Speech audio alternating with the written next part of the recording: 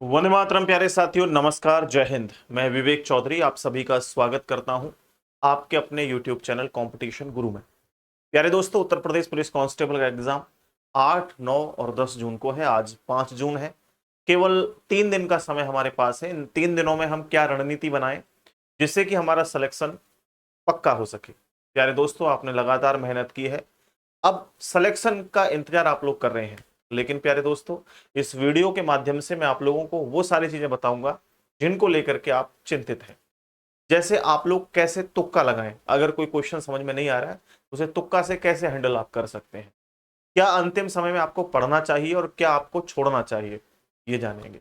कहां से पढ़ें, कितनी देर पढ़ें, क्या रणनीति बनाएं, सारा कुछ 3 दिन के लिए इस वीडियो में मैंने बनाया हुआ है। बहुत ही मेहनत लगी है इस वीडियो को तैयार करने में, तो पूरा इस वीडियो को देख लीजिए। मैं आप लोगों को स्टेप बाय स्टेप सारा कुछ समझाने वाला हूं। सबसे पहले प्यारे दोस्तों, यहां मैं आपको बता देता हूं क्या आपको छोड़ना है और क्या आपको नहीं छोड़ना है। सबसे महत्वपूर्ण यह है, देखो मेरे भाई, यहां लिखा हुआ है कि नया कुछ ना पढ़े। नया कुछ ना पढ़े इसका मतलब ये नहीं है कि नया कुछ भी ना पढ़े। मेरे भाई, अगर आपको कहीं से लगता है कि टॉप 100 क्वेश्चंस आए हैं, टॉप 200 क्वेश्चंस आए हैं, उनको आप देख सकते हो। लेकिन अंतिम समय में स्टूडेंट क्या करते हैं कि कोई नई टॉपिक पढ़ना शुरू कर देते हैं कि यार ये टॉपिक मेरे से नहीं आता, मैं इसको कंप्लीट पढ़ लेता हूं। मान लो क्लॉक कैलेंडर टॉपिक है, आप इनको ही पढ़ना शुरू कर दो, तो पूरा टॉपिक आप पढ़ोगे ना तो आप 2-3 दिन में कवर नहीं कर पाओगे, क्योंकि कॉन्सेप्ट समझना फिर प्रैक्टिस भी करनी उतना नहीं हो पाएगा। या तो शॉर्ट नोट्स में आप बना करके पहले से तैयार कर चुके हो, उसको रिवाइज करना हो, अलग बात है। तो आप बड़ी बड़ी किताबें, बड़े बड़े टास्क बनाना आप बिल्कुल बंद कर दें। पहली बात ये ध्यान रखें। दूसरी बात, प्यारे साथियों, अब वो समय नहीं है कि जिस समय में आप मॉक टेस्ट लगा सकें, तो आप मॉक टेस्ट लगाने भी प्यारे दोस्तों बंद कर दीजिए बिल्कुल। अब मॉक टेस्ट ना लगाएं, क्योंकि अगर मॉक टेस्ट में नंबर कम रह जाते हैं तो आप डिमोटिवेट हो जाओगे और अंतिम समय में आप जो आपने रणनीति बना रखी है उससे आप कहीं ना कहीं पीछे हट जाओगे। क्या करना चाहिए आपको मेरे भाई? सिर्फ रिवीजन करना है। और सिर्फ रिवीजन कहां से करना है?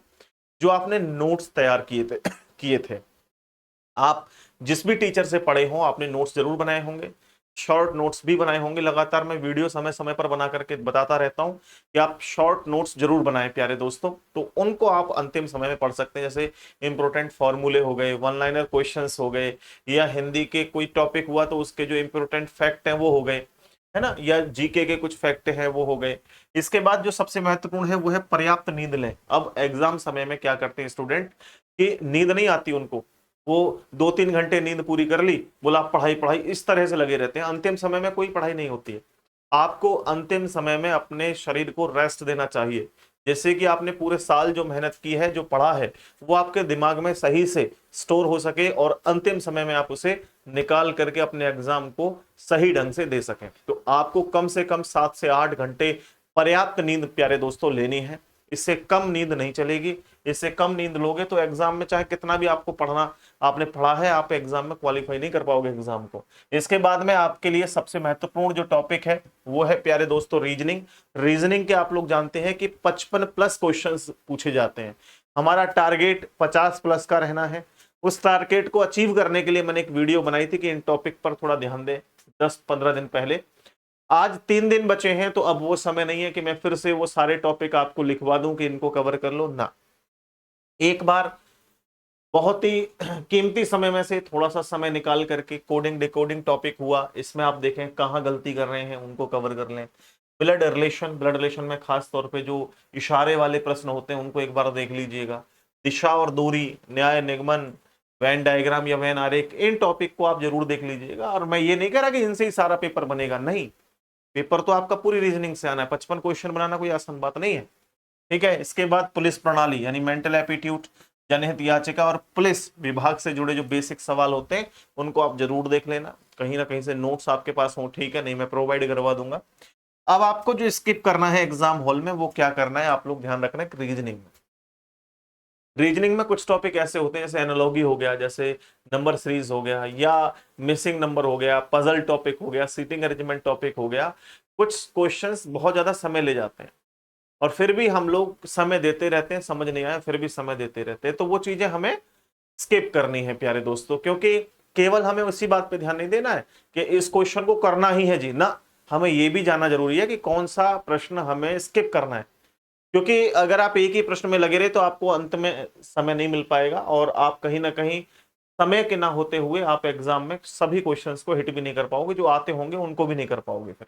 तो आपको ना केवल ध्यान रखना है कि 30-35 सेकंड में क्वेश्चन समझ में आ रहा है, ठीक है, अन्यथा उसे स्किप कर दें, उस पर सर्कल लगा दें कि बाद में देख लेंगे जी, ठीक है, समय बचेगा देख लेंगे, नहीं तो कोई बात नहीं। उसके बाद दूसरा इंपॉर्टेंट टॉपिक आप जानते हैं हिंदी है। हिंदी में 37 प्रश्न आपके एग्जाम में 37-38 क्वेश्चन आने हैं। इन क्वेश्चंस को हिट करने के लिए आपको व्याकरण में सबसे महत्वपूर्ण आपको वर्णमाला, वर्णमाला में जैसे सगो सगोस हो गया या अल्पप्राण महाप्राण हो गया, ठीक है, ये चीजें जैसे समास हो गए, संधि विच्छेद हो गए, ये टॉपिक आपको जरूर देख लेने हैं। इसके बाद में साहित्य के अंदर जो उत्तर प्रदेश के प्रमुख साहित्यकार हैं उनकी रचनाएं आपको देख लेनी है। शब्द भंडार में आपको विलोम शब्द, पर्यायवाची शब्द, मुहावरे, ये आपको देख लेने हैं, सबसे महत्वपूर्ण है। अच्छा, इनमें ना मुहावरे हुए या फिर आपके विलोम शब्द हुए, पर्यायवाची हुए, इनमें बहुत ज्यादा गलतियां होती हैं। गलतियां क्यों होती हैं कि हम तुक्का लगाने का प्रयास करते हैं। तुक्का नहीं, आपको भावार्थ देखना है, ये देखना है कि इससे भाव का अर्थ बन रहा है नहीं बन रहा है, उसको आपको देखना है, अन्यथा नहीं समझ में आए तो एलिमिनेट कर सकते हो। ज्यादा छेड़छाड़ इसके साथ करोगे तो 99% स्टूडेंट यही गलती करते हैं। आगे की स्थिति में फिर आता है मैथ्स और जीके। तो मैथ में आपको क्या करना है, जो ज्यादा बड़े बड़े कैलकुलेशन वाले क्वेश्चंस हैं उनको आपको हिट ही नहीं करना है, उनको छेड़ना ही नहीं। आपको लग रहा है कि बहुत बड़ी कैलकुलेशन है, समझ से परे है और कैलकुलेट करने में बहुत समय लगेगा, तो उसको स्किप कर दो, उसको छेड़ो ही मत, ठीक है। फॉर्मूले अच्छे से रिवाइज कर लो। आपने जो भी फॉर्मूले लिखे हैं, जो बहुत छोटे छोटे फॉर्मूले हैं, इजी फॉर्मूले हैं, याद नहीं है, उनको जरूर आप लोग एक बार देख लें। जैसे फॉर्मूले के हिसाब से मैं आपको बताऊं, जैसे आपको लॉस निकालना है तो सीपी माइनस एसपी बराबर लॉस, ठीक है। सीपी में से जब एसपी माइनस करते हैं तो आपको पता लगता है कि कितना इसमें लॉस हुआ है। ऐसे बहुत सारे और भी फॉर्मूले होते हैं, समय दूरी का फॉर्मूला हो गया, या इसमें भी सीपी ऊपर आता है या सीपी नीचे आता है, ये आपको पता होना चाहिए। बहुत छोटी छोटी चीजें हैं। आप CISI पढ़ रहे हैं तो उसमें भी आपके फॉर्मूले बहुत सारे होते हैं। परसेंटेज में भी आपको फ्रैक्शन से परसेंटेज वैल्यू, परसेंटेज से फ्रैक्शन वैल्यू, ये एक नोट्स बना रखे होंगे आपने, एक बार रिवाइज कर लेना। प्यारे दोस्तों, आपको जीके जीएस में, यूपी जीके में उत्तर प्रदेश के मेले, जो महत्वपूर्ण मेले हैं, कहाँ लगता है, कब लगता है, ठीक है, लोक नृत्य है, कौन से लोक नृत्य हैं, उद्योग हो गए, ठीक है, उद्योग, या फिर प्यारे साथियों इंपोर्टेंट नदियां हो गई, नदियां भी आपको पढ़ लेनी है जो यूपी में है।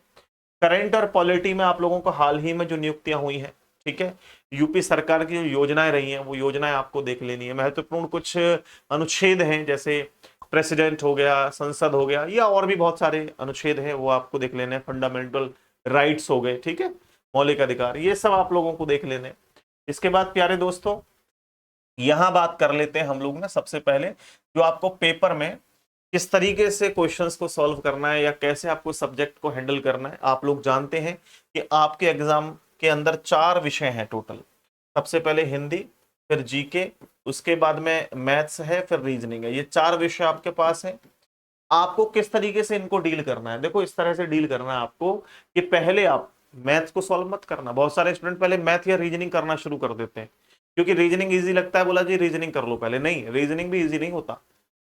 60% 70% इजी क्वेश्चन होते हैं, बट बचे हुए जो 40% 30% हैं वो टफ होते हैं, और वो टफ ही आपका समय बर्बाद करते हैं। तो सबसे पहले आपको हिंदी और जीके को समय देना है, और 30 से 35 मिनट में ये दोनों विषय आपको उड़ा देने हैं। इससे ज्यादा समय आपको नहीं देना, और कोशिश करना और कम समय दें, ठीक है। इसके बाद बचा मैथ और रीजनिंग। मैथ रीजनिंग में आपका अगर मैथ्स अच्छा है तो पहले मैथ्स को समय दें, रीजनिंग अच्छा है तो रीजनिंग को पहले समय दें। इससे क्या होगा, आपके पास लास्ट में समय बचेगा। क्योंकि दोस्तों एक बात सोच के चलिए, जीके को अगर आप लास्ट में करते हैं, ठीक है, मान लो 38 क्वेश्चन जीके के आ गए और 38 ही क्वेश्चन आपके, या 37 क्वेश्चन हिंदी के आ गए।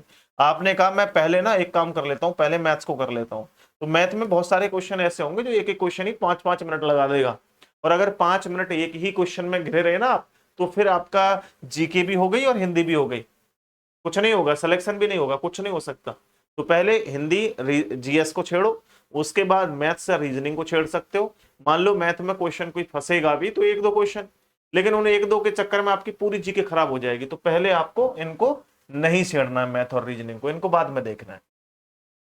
फिर दूसरा बिंदु है आपका कि ऑप्शन एलिमिनेशन कैसे करना है आप लोगों को। देखो कई बार मैथ्स में हम यूनिट डिजिट्स देख करके, डिजिटल सम लगा करके क्वेश्चंस का आंसर कर जाते हैं, बिल्कुल करना चाहिए भाई। नए नए टीचर से पढ़ते समय आप क्या सीख रहे हो, शॉर्ट ट्रिक्स नई नई चीजें सीख रहे हो। इसके बाद में प्यारे दोस्तों आप लोगों को ये भी समझना चाहिए कि ऑप्शन में हम कितना बढ़ाएं कितना घटाएं। ऑप्शन से एलिमिनेट करके आप देख सकते हो ना, जैसे मान लो कि लास्ट में +1 था तो आप सीधा ऑप्शन में जाओ, लास्ट में +1 करके देख लो, जैसे कोई भी टॉपिक चल रहा हो ना, ऐसे एलिमिनेट करके आप देख सकते हैं। अब यहां पर कई बार क्या करते हैं स्टूडेंट कि सर हमें तुक्का लगाना बताओ कैसे लगाएं, तो कई बार तो टीचर बताएंगे सीधा कुछ मत करो कि बी भरते चले आओ, ज्यादातर बी सही होते हैं, सी भरते चले आओ, सी सही होते हैं, वो बेवकूफी है, वो तुक्का लगाना नहीं है। तुक्का भी कैसे लगाना चाहिए आपको, स्मार्ट तरीके से।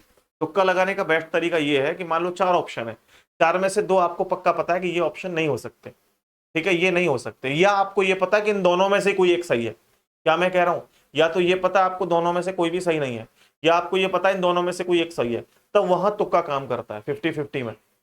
तो अब 2 ऑप्शन आपके पास बचे, 2 में से जो आपको लग रहा हो उस पर आप तुक्का लगा सकते हैं, वहां संभावना आपकी 50% है कि सही हो जाएगा। अन्यथा 4 ऑप्शन में से आपने कोई एक चुन लिया और आपको पता ही नहीं था क्या सही था, तो फिर संभावना बिल्कुल नहीं है कि आपका आंसर सही होगा, है ना। तो अक्कड़ बक्कड़ करके आप आंसर ना करना, जय माता दी करके आंसर नहीं करना है, समझ करके आंसर करना है, ठीक है, ऑप्शंस को एलिमिनेट करते हुए आंसर करना है, तो बात बनेगी। इसके बाद सबसे ज्यादा जो गलती स्टूडेंट करते हैं वो ओएमआर सीट को भरते समय करते हैं। वो क्या कर लेते हैं, सीधा पहले क्वेश्चन मान लो जीके कर दी उन्होंने, फिर उसके बाद हिंदी कर दी, सीधा टिक पेपर पे लगा देते हैं। वो टिक पेपर पे लगा दिया, बाद में बोला लास्ट में ओएमआर भर लेंगे।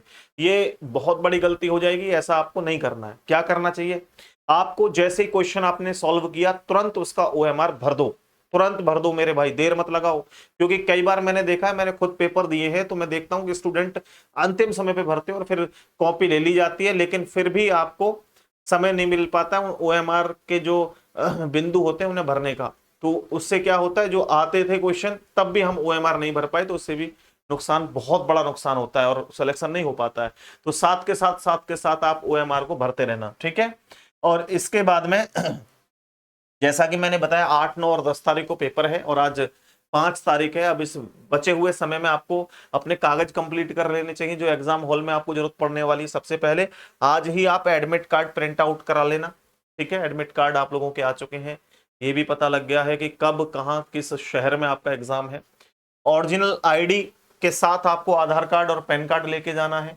इनके आप फोटोकॉपी भी साथ लेके जाना, हालांकि जरूरत नहीं पड़ती फोटोकॉपी की कई बार, लेकिन प्यारे दोस्तों आप जानते ही हो कि जब वहां पर जो पुलिस वाले खड़े होते हैं उनके दिमाग में आ गया कि फोटोकॉपी चाहिए तो तुरंत ले लेंगे, और नहीं चाहिए तो कोई बात नहीं है, ठीक है ना। तो आप आधार कार्ड और पैन कार्ड लेके जाएं, साथ ही साथ उनकी फोटोकॉपी लेके जाएं, 2 पासपोर्ट साइज फोटो भी लेके जाएं। इनकी जरूरत जब ज्यादा पड़ती है, जब उनको शक होने लगता है कि ये फर्जी आदमी है। यानी कई बार आप देखते हैं कि दूसरा दूसरे का पेपर दे रहा होता है, हालांकि दे पाता है वो पैसे दे करके, कैसे भी चल रही हैं चीजें, लेकिन फिर भी अगर आपको अपना बचाव करना है तो ये चीजें लेके जानी है। 2 ब्लू पेन 2 ब्लैक पेन आपको लेके जाने, और बॉल पेन लेके जाने। कई बार स्टूडेंट जेल पेन लेके चले जाते हैं, बॉल पेन लेके जाने, और बॉल पेन में भी भाई मेरा ध्यान रखना कि 2-2 आपके पास पेन होने चाहिए। स्टूडेंट जाते हैं सीधे मुंह फाड़ के एग्जाम हॉल में बैठ जाते हैं, फिर आगे पीछे पूछते हैं पेन है एक्स्ट्रा, क्यों पूछते हैं मेरे समझ में नहीं आता। तो ये पेन आपको लेकर के जरूर जानी है प्यारे दोस्तों, ठीक है ना। अब मैं तो बस यही कहूंगा कि कंपटीशन गुरु परिवार आपके साथ है मेरे भाई। आपने बहुत मेहनत की है, अब मैदान मारने की बारी है, अपना 100% देकर आए, बाकी सब ऊपर वाले पर छोड़ दें प्यारे दोस्तों। और कुछ भी आपको पूछना हो, इस वीडियो से संबंधित कोई डाउट आपके दिमाग में हो, तो ये नंबर है हमारा, इस नंबर पे आप व्हाट्सएप करके जानकारी ले सकते हो कि सर ये चीज है मुझे बता दो, मैं थोड़ा सा डाउट में हूं, तो मैं आपको जरूर कोशिश करूंगा बताने की। और बेस्ट ऑफ लक आप सबके लिए दोस्तों, और मैं रणनीति की और भी वीडियोस बनाता रहूंगा, कैसे कैसे क्या क्या करूं। तो आप चैनल को सब्सक्राइब करो, जो इंपॉर्टेंट टॉपिक है रीजनिंग और हिंदी के जल्दी आपको कवर करे मिलेंगे, मैराथन वीडियो मिलेगी जो आपके लिए काफी हेल्पफुल होगी। बहुत बहुत धन्यवाद, नमस्कार साथियों, जय Hind, take care, bye bye.